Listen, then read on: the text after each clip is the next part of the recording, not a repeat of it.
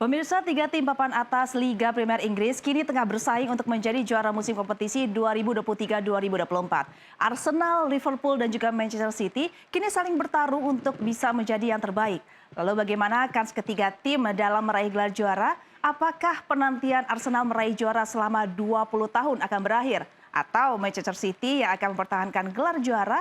Atau bahkan akhir yang manis akan menjadi milik pelatih Liverpool, Jurgen Klopp? Untuk membahasnya di studio saat ini sudah ada pengamat sepak bola Maruf El Rumi. Selamat malam Bung Maruf. Selamat malam. Bung, tadi kita sudah membahas nih mengenai persaingan tiga klub ini. Nah, Betul. bagaimana sih Bung kansnya? Karena kalau dari Liga itu peringkatnya pertama Arsenal, kedua Liverpool, ketiga Manchester City. Nah, bagaimana Bung melihat dari kacamata Bung kans dari ketiga klub ini? Iya, Liga Inggris ini masih menjadi liga yang cukup teka-teki untuk siapa yang mendapatkan gelar juara di musim ini. Kenapa? Karena kalau kita bicara misalnya di Bundesliga sudah pasti Bayer Leverkusen menjadi juara. Ya. Kemudian kalau kita bicara La Liga itu menjadi milik dari Real Madrid setidaknya dengan selisih 7 poin. Sementara kalau kita bicara Serie A juga Inter Milan yang sekarang terlihat begitu dominan. Nah, sekarang Liga Inggris pertanyaan siapa? Kenapa? Karena tiga tim ini memang masih dalam posisi mereka sama-sama kuat punya peluang untuk mendapatkan gelar juara. Ya. Pertama Arsenal, mereka sekarang leading di peringkat pertama dengan selisih 1 poin 67. Sementara yang kedua, kalau kita lihat bagaimana posisi dari Liverpool, kemudian Manchester City dengan nilai yang sama. Jadi tiga tim ini masih punya peluang yang sama besar.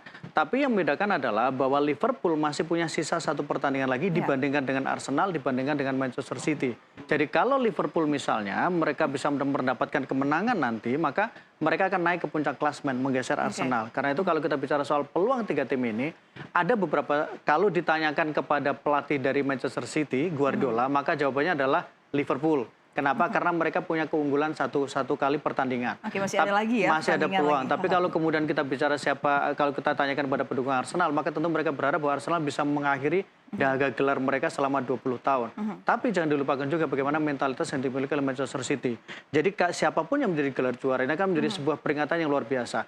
Kalau Arsenal juara, itu akan menjadi prestasi terbaik mereka selama dalam 20 tahun. Kalau Liverpool juara, maka akan menjadi perpisahan manis untuk Jurgen Klopp karena menjadi musim terakhir. Kalau Manchester City juara, ini kan mempertahankan gelar juara dan itu adalah keempat kali dan itu adalah kali pertama sepanjang sejarah Liga Inggris. Jadi siapapun yang mendapatkan gelar juara, maka akan menciptakan sejarah. Tetapi kalau kita melihat bagaimana secara peluang kemudian ada otak-atik komputer, superkomputer mengatakan bahwa Liverpool punya peluang yang lebih besar dibandingkan Arsenal, dibandingkan Manchester City. Kenapa? Karena Liverpool ini mereka ketika bertemu dengan Arsenal, mereka bisa mendapatkan kemenangan dan sekarang mereka punya sisa satu pertandingan. Jadi Liverpool lebih punya peluang. Oke, jika dari penjelasan Bung tadi, peluang Liverpool itu besar ya untuk mengambil kans itu. Nah, Bung melihat Mikel Arteta itu akan memutus kutukan dari 2 dekade itu seperti apa melihatnya? Iya, sebenarnya yang harus dibuktikan oleh Arteta sekarang adalah bagaimana kemudian dia bisa menjawab kepercayaan dari owner atau pemilik klub. Tidak banyak kemudian klub Liga Inggris yang mereka merelakan tahun demi tahun, musim demi musim tanpa mendapatkan gelar dari satu orang pelatih.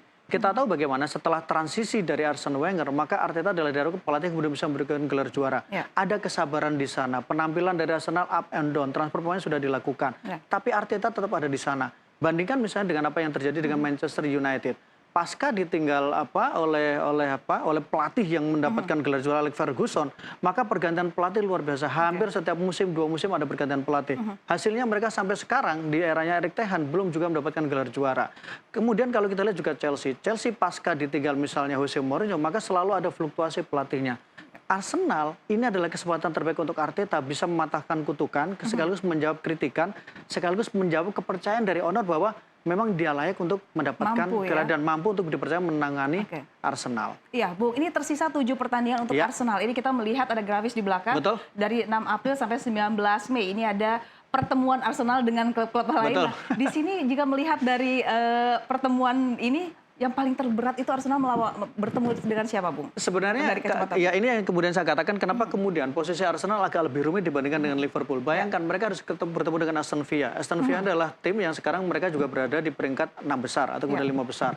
Spurs sekarang mereka juga dalam tren yang positif, artinya bahwa mereka juga sekarang berada di area 6 besar. Manchester United mereka berada di 6 besar. Jadi ini adalah 3 tim yang kemudian sama-sama di area 6 besar. Jadi kalau kita lihat bagaimana peluang yang mereka dapatkan, ini akan menjadi lebih rumit. Aston Villa akan menjadi ujian. Meskipun kalau kita lihat bahwa memang banyak yang menilai bahwa Arsenal sekarang agak lebih relatif penampilan mereka cukup menjanjikan. Pertama, ketika mereka adalah tim yang paling produktif di Liga Inggris, bahkan lebih produktif dibandingkan Liverpool. lebih produktif dibandingkan dengan Manchester City. Pertahanan mereka juga menjadi tim dengan salah satu pertahanan terbaik, lebih baik dari Liverpool, lebih baik dari Manchester City.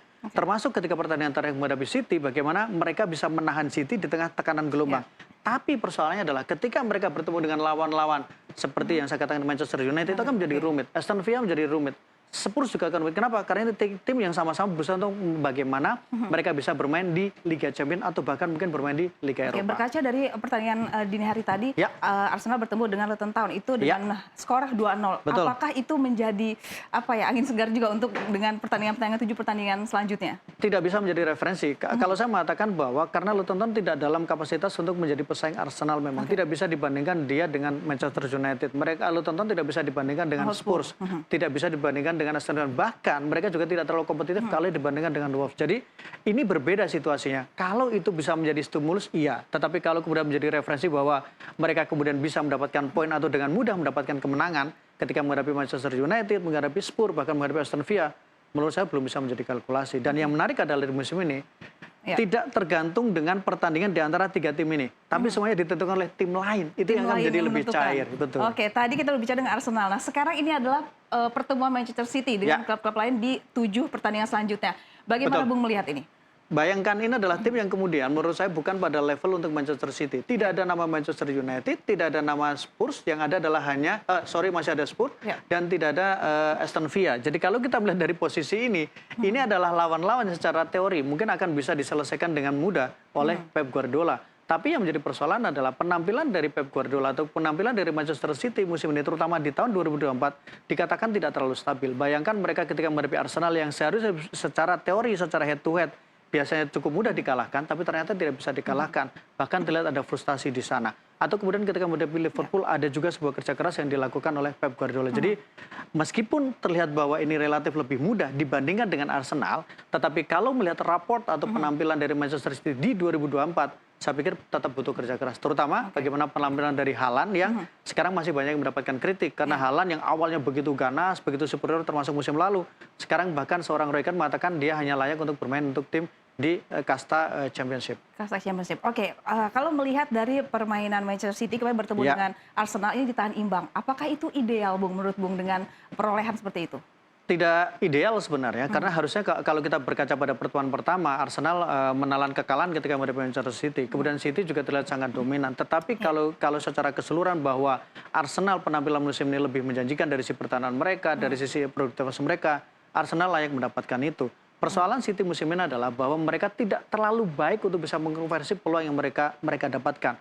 Secara data, mereka adalah tim yang paling banyak untuk melakukan percobaan tembakan. Tetapi jumlah kemudian bagaimana akurasinya, kemudian bagaimana komparasinya tidak sebagus apa yang dimiliki oleh Arsenal. Karena Arsenal konversi golnya lebih bagus dibandingkan dengan City dari sisi peluang yang mereka dapatkan. Artinya City ini dari segi performa, materi pemain ini ada penurunan. Betul, saya melihat memang iya. Tidak semudah di musim lalu. Ketika musim lalu mereka dengan begitu simpel bisa mendapatkan 3 gelar, maka musim ini sepertinya mereka harus bekerja keras. Bahkan Guardiola mengatakan ini menjadi musim yang cukup berat untuk mereka bisa mempertahankan gelar. Tetapi kalau kita bicara dari sisi perang psikologis, bisa jadi sebenarnya Guardiola sedang mencoba untuk memainkan emosi bahwa oke lah, Liverpool yang diunggulkan. Padahal sebenarnya mereka juga masih punya peluang. Meskipun mereka sudah tidak bertemu Liverpool, mereka tidak bertemu dengan Arsenal, sehingga mereka harus menentukan masa depan mereka, nasib mereka di pertandingan sisa tanpa berhadapan dengan 2 tim terdekat mereka. Oke, kans Liverpool seperti apa, peluangnya seperti apa, nanti kita akan bahas di segmen selanjutnya. Tetap bersama kami di NTV Sport.